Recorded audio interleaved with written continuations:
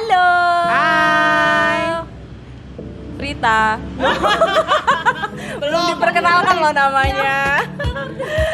Halo, sebelumnya hadir lagi bersama kita Mama Bercakap. Dengan saya Gladys Simanjuntak. Saya Vika Rahma. Kita kehadiran bintang tamu Prita. Yes.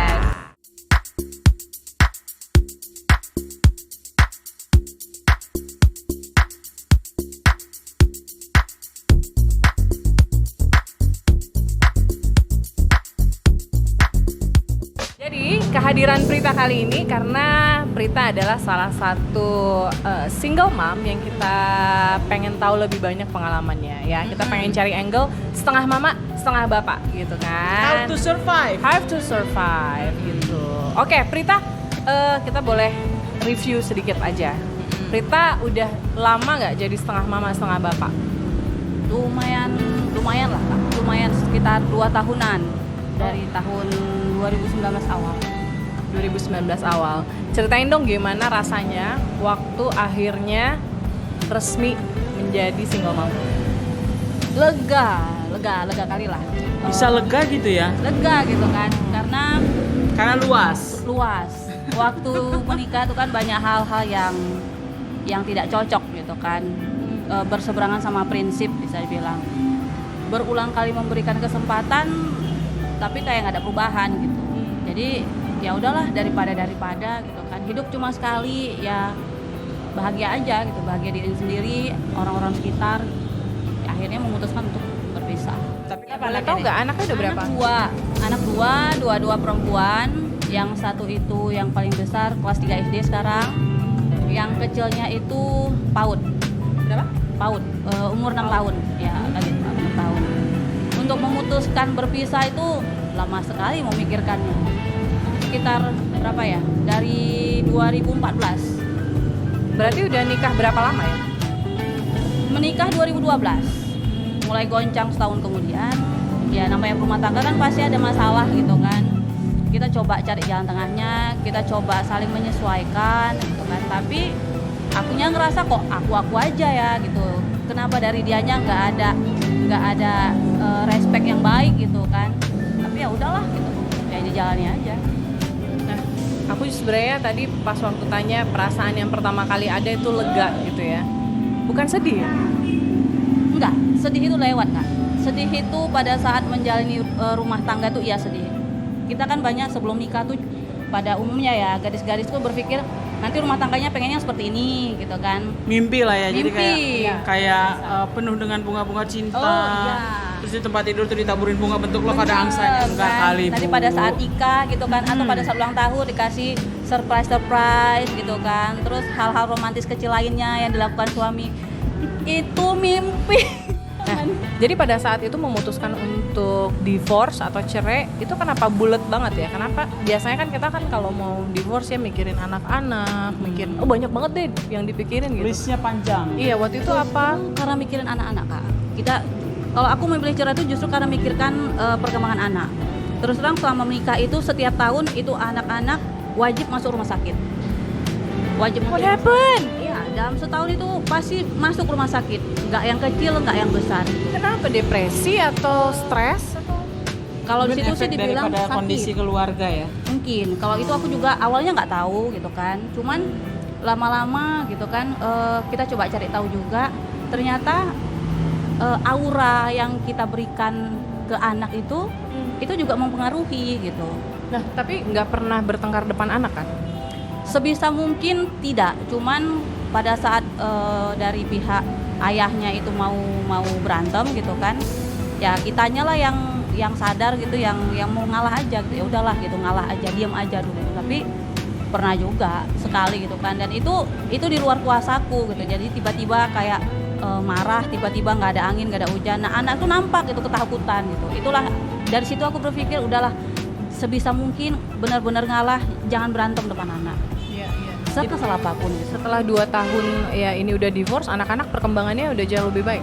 Alhamdulillah dari sejak pisah anak-anak tidak pernah masuk rumah sakit sama sekali, satu pun tidak ada. Kalau flu biasa tuh ya biasa ya gitu kan. Tapi untuk penyakit yang sampai rumah sakit, opname kayak dulu gitu, enggak lah. Kalau dulu kan menjelang kita malam takbiran juga di rumah sakit loh dulu. Jadi apa ya? Kalau aku pribadi aku percaya kalau kita bahagia, mudah-mudahan kita memberikan aura positif buat orang-orang sekitar kita, terutama anak-anak. Itu aja. Kalau zaman dulu mungkin orang bilang kita ngomong sama anak itu kasih yang baik-baik, gitu kan.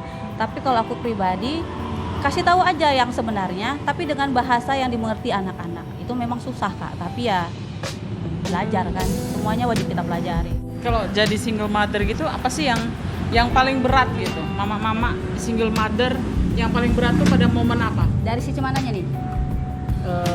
Kalau aku malah berpikir apakah sulit untuk pendapatan dari sisi uang gitu. Finansial lah. Finansial. Finansial Kalau dulu nih. dari finansial, karena posisiku kan sekarang tiap bulan ada gaji ya gitu. Itu kerja tidak ya, kerja itu tidak faktor utama yang bikin sulit gitu.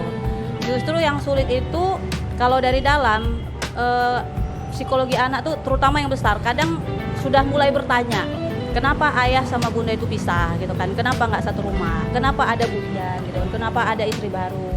Terus kenapa ayah tidak menghubungi gitu? Itu cara kita menjelaskan itu agak susah gitu kan. Terus mengontrol emosi kita. Kalau kita kan dari kantor tuh kan mungkin ada tekanan kerjaan gitu kan. Mungkin mood kita juga lagi kurang bagus. Di situ juga anak kayak mulai merengek minta perhatian. Di situ harus pinter-pinter memanage emosinya kita gitu, jangan sampai meluapkan ke anak, itu yang sulit. Terus balik lagi ke finansial nih. Kalau jadi single mother itu ex pasangannya itu ada ngasih nggak sih bulanannya? Tergantung Cin. Tergantung apa Cin? Enggak, biasanya kan sesuai dengan keputusan pengadilan ya, itu kan harus Ada ya. nggak sih di putusan pengadilannya? Kalau di kasus aku tidak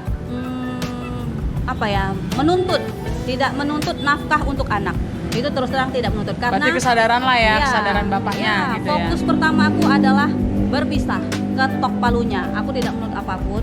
Cuman, nah itu tadi. Sadar Kalau nggak bapaknya? Ada punya sadar nggak gitu kalau per bulan itu harus berapa gitu kan? kalau awalnya sih tidak sadar Cin, awalnya. Sekarang makin nggak sadar. Cuman kalau sekarang aku hanya bilang menurut agama itu masih tanggung jawabmu kan gitu kan. Kebetulan anakmu dua-dua perempuan. Ya X, ya ingat ya gitu kan. Anakmu X-nya dua-dua ingat perempuan. Apapun ceritanya, Andalah yang jadi walinya kan gitu. Tapi kalau Anda tidak mampu, benar-benar tidak mampu, itu kan lain case ya. Tapi Emang Anda benar kan nggak mampu? Mampu lah, berseragam Cin. Oh ma, ada seragamnya masa nggak ngasih bulanan Mantan saya Cin? berseragam loh. Jadi tergantung kesadaran Iya. juga ya. Sadar lah. Sebenarnya kalau di sini sih aku lihat yang namanya mau divorce sebaiknya memang sudah ada tertulis di putusan pengadilan ya. Seharusnya iya, karena tidak semua wanita itu punya penghasilan tetap. Iya. Yang kedua, itu memang kewajiban dari si ayahnya gitu. Kalau nggak dari negara yang beragama juga pasti kan itu memang jelas itu diatur gitu kan. Jangan nanti giliran anak udah sukses, udah besar, Oh, anakku. ayahnya datang, Kayak nuntut, film-film oh India anakku, gitu lah ya." akulah ayahmu gitu. Aduh, yang bener aja Cin. Tapi memang sebenarnya itu masalah yang banyak terjadi.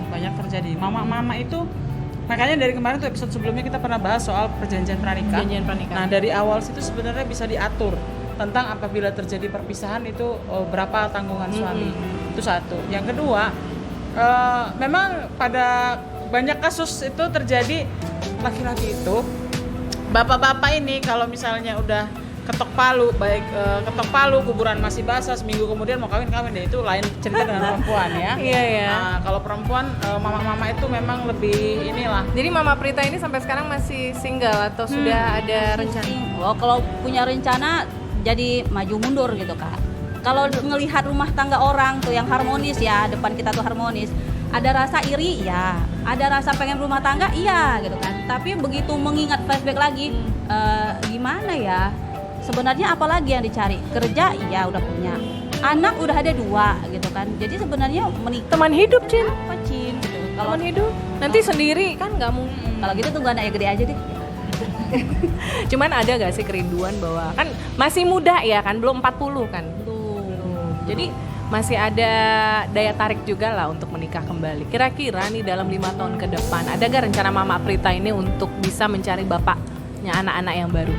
Kalau 5 tahun ada, mudah-mudahan ada. Tapi mungkin syaratnya beda lagi sama yang kalau kita masih gadis-gadis itu kan beda syaratnya, nggak sama Jadi- kayak yang dulu. Boleh tahu gak list paling atasnya itu apa untuk mencari papa baru? Kalau listnya itu yang spesifik tidak ada Kak.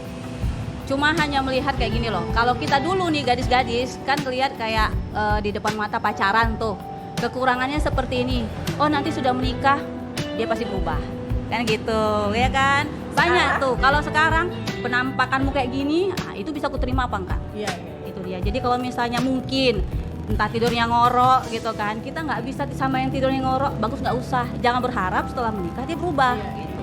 Jadi yang ini aja lah, yang nyata-nyata aja depan mata. Kalau memang bisa diterima, ya terima gitu. Kalau enggak, cari aja yang baru. Jangan berharap lagi dia nanti setelah menikah berubah. Capek nunggunya, udah berapa tahun. Pasti wajib bisa terima anak-anak ya. Oh iya, kalau syarat mutlaknya itu kita lihat nanti dia bisa nggak ngerangkul anak dan merasa itu anak memang anak kandungnya sendiri.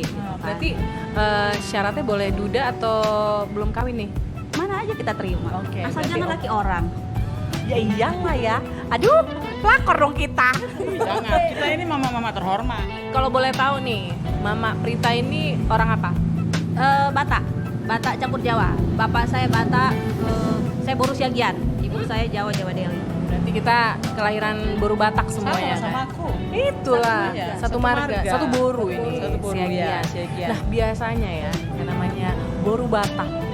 Ini kan yang namanya kawin cerai itu pasti ikutlah perkumpulan Siagiannya ini.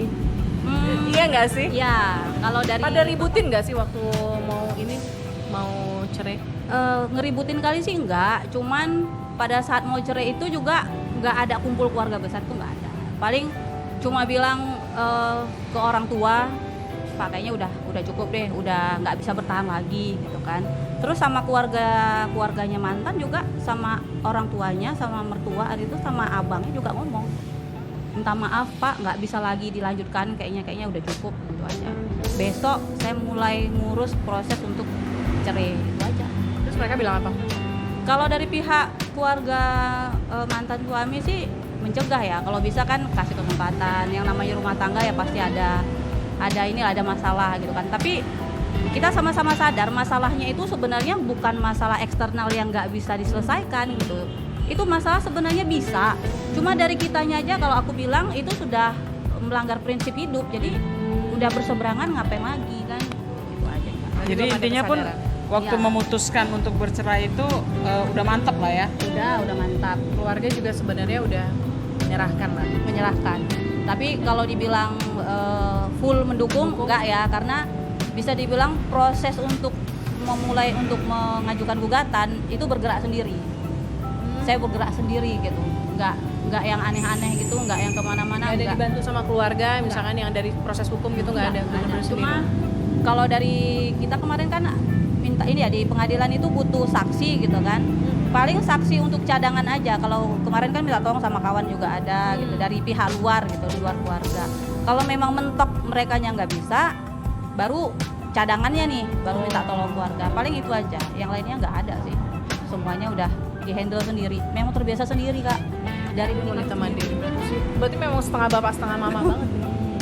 Semuanya bisa dilakuin sendiri. Cuman memang kadang ada nggak sih, kalau aku sih berpikir ya, karena aku juga wanita yang mandiri. Kadang kalau terlalu mandiri kita memang jadi menilai laki-laki itu tuh terlalu ini nggak sih, terlalu banyak demanding nggak sih, terlalu banyak apa ya?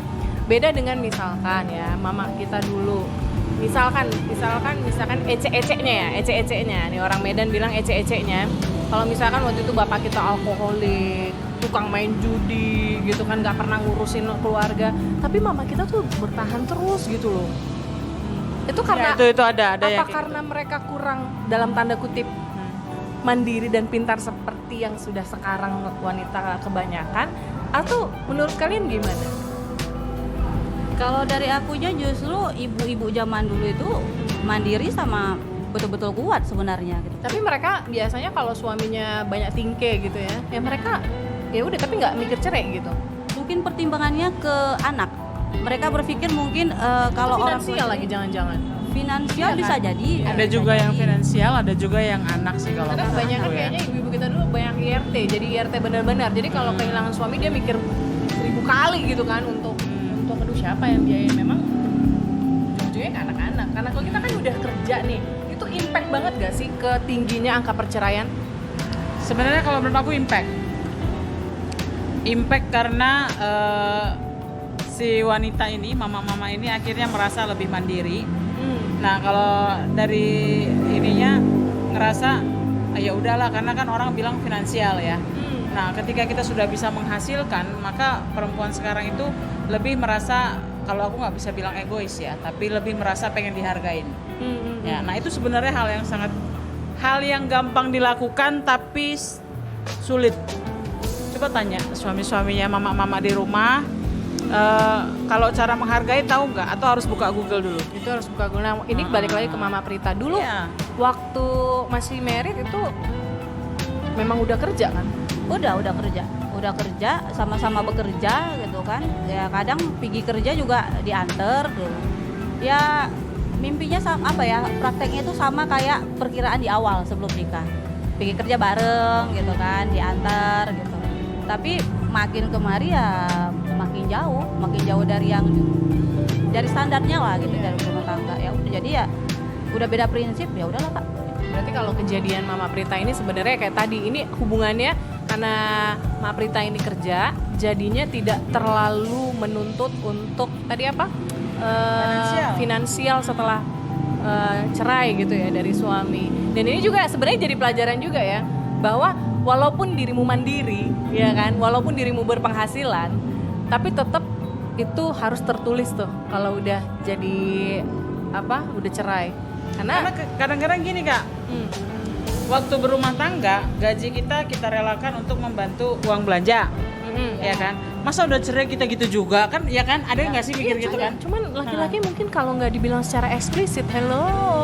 Nah ya itu laki-laki itu kadang-kadang Mereka kurang kan melihat ini ya. yang secara visual tuh terlihat gitu. Itu sih menurut aku pelajarannya. Karena Kurang sampai peka sekarang kalau kata sekarang dia masih menafkahi secara rutin. Masih menafkahi secara rutin. Tapi jumlahnya suka-suka dia. Jumlahnya ya kayak ekor tikus tuh dari awal bulan tuh kan. Ekor tikus gitu kan. Agak gede kan gitu kan. Kan masih sama-sama sendiri nih, agak gede. Terus masuk bulan kedua mulai dipotong. Nah, mulai kenal perempuan, potong lagi kan gitu. Ini lagi hamil, makin potong. Kita nggak tahu bener-bener nanti dibiayai sampai yang katanya anaknya mau jadi dokter. Halo mantan ya, yang katanya kemarin anaknya mau dijadiin dokter, biaya dokter mahal Cin, ya. Harus bertanggung Coba jawab. Anda bayangkan Mak Prita sekalian curcol Mak Prita ya. kalau masih mau jadi dokter anaknya.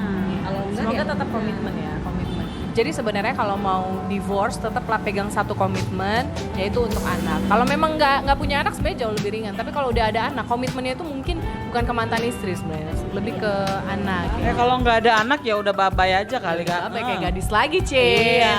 Gitu. Masalahnya ini anak. Bagaimanapun ceritanya nggak ada mantan anak kan. Nggak ada. Kesadaran itu perlu lah ya. banget. Ya. Tapi ada nggak sih tips-tips dari Mak Prita tentang how to survive after single mother? Artinya sekarang ini finansialnya gimana? Apakah hanya cukup satu pekerjaan atau cari sampingan-sampingan untuk menambah bulanan, atau masih nelfon, "Oi mantan, cok kirim dulu bulanan," gitu kan? Kalau dari finansial, kalau kita maunya lebih, otomatis harus nyari pemasukan yang lebih kan gitu. Tapi kalau cukup hanya makan, sekolah seadanya gitu kan, tanpa perlu hiburan, dengan gaji itu cukup. Cukup untuk tidak jajan, gitu. Cukup untuk tidak hiburan yang lain. Tapi kalau kita mau anak kita yang terbaik gitu kan, kalau memang ada peluang untuk menghasilkan yang lebih, ya kenapa tidak? Itu aja sih. Tapi kalau untuk yang survive dari kitanya, ya kita harus bahagia dulu. Nah, itu benar tuh. Berarti ada me time nggak? Bagi aku me time itu tidak harus mahal. Me time itu bisa banyak dilakukan nongkrong sama kawan, atau sekedar ngopi malam mingguan, atau misalnya pada saat anak-anak lagi dijemput ayahnya, me time kita sendiri cuma gelundungan di tempat tidur juga itu me time. Itu tergantung kitanya kan. kalau misalnya ada uang lebih gitu kan, ya paling nggak 2-3 bulan lah disisihkan sedikit, ya kita pergi sama anak bisa. Tapi kalau aku pribadi nih, me time-ku cukup dengan nongkrong, ngopi sama kawan. Tanpa dirusuhin pulang jam berapa gitu Ya, ya tanpa kan, Cin? dirusuhi pulang jam berapa, Cin, gitu kan. Benar-benar hanya diri sendiri. Itu satu hari udah cukup lah rasa. Bebas berteman dengan Bebas, siapapun. Siapapun. Begitu ya. Kalau dulu ada halangan ya. Dulu ada. Pura-pura nggak tahu ini.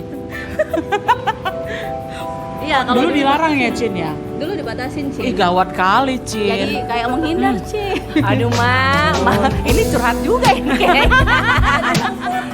Cuman memang yang namanya mama-mama kan pasti yang namanya jam malam udah nggak bisa seenak gadis dulu. Iya, Masih. memang. Nah Betul. sekarang ini kan kayak back to gadis dia kan, cuman.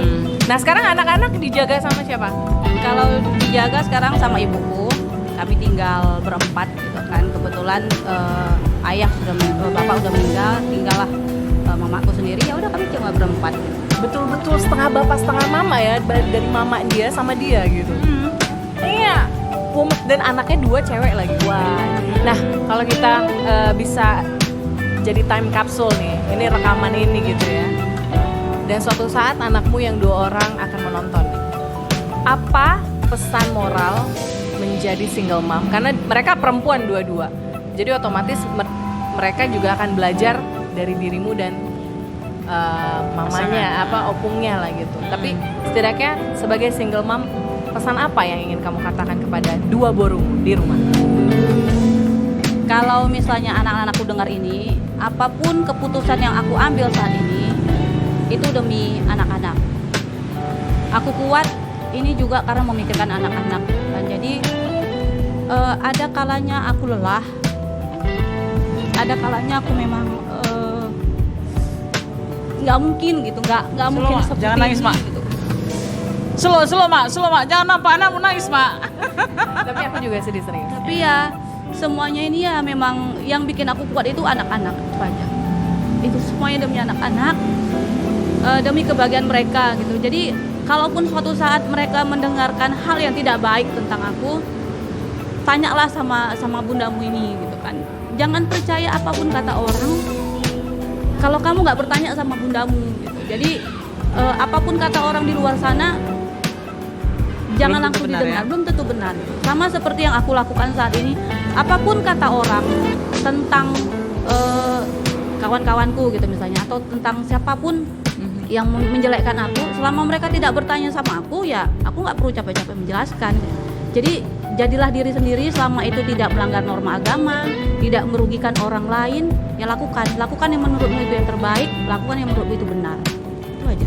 Dan dirimu sebagai seorang ibu dari 2 orang perempuan, pengen 2 anak perempuanmu ini menjadi seperti apa ke depan, terutama untuk melihat laki-laki, melihat pernikahan, jangan sampai mereka trauma kan gitu. Iya kan? Kira-kira pesan untuk 2 borungmu supaya untuk masa depan mereka gimana? Jadilah perempuan yang mandiri, jadilah perempuan yang cerdas, jadilah perempuan yang beragama. Itu saja. Dan jangan salah pilih laki-laki gitu. Jangan sangat pilih laki-laki. Ya itu aja. Dengarkan mama kalian ya nak ya, karena mama udah pasti bilang kayak gini berdasarkan pengalaman dan juga udah sangat mengerti lah. Oke. Terima Tapi ini kasih dong, banyak loh. Aduh, Bentar aku dong, jadi ikut satu. tersentuh. Aku mau minta ini dia Apa tuh, Prita ngasih satu statement yang menyemangati mama-mama single di seluruh Indonesia. Yes. Nah, Single. Janda itu tidak seperti dulu. Maksudnya janda itu bukan hal yang buruk. Menjadi single mother itu bukan hal yang negatif. Orang bilang apapun ya terserah. Yang penting kita bahagia, kita jalani dan kita tidak merugikan orang lain. Yang penting sakit. semangat mama single. Semangat. Kita semua mensupport. Mama-mama bercakap akan support kalian. Oke? Oke, kalau gitu kita udah hampir setengah jam juga nih. Terima kasih banyak Mbak Prita. Aduh, aku jadi sempat terharu. Tapi benar-benar yang menjadi pengalaman hidup Mbak Prita bisa menjadi pelajaran buat kita. Kita ambil positifnya dan kita bisa menjadi renungan kita di rumah. Tetap sayangin keluarga di rumah ya kan. Dan kita sign out. Gladys Simanjuntak Fika Rahma. dan Prita, mama-mama bercakap. Bye-bye. Bye.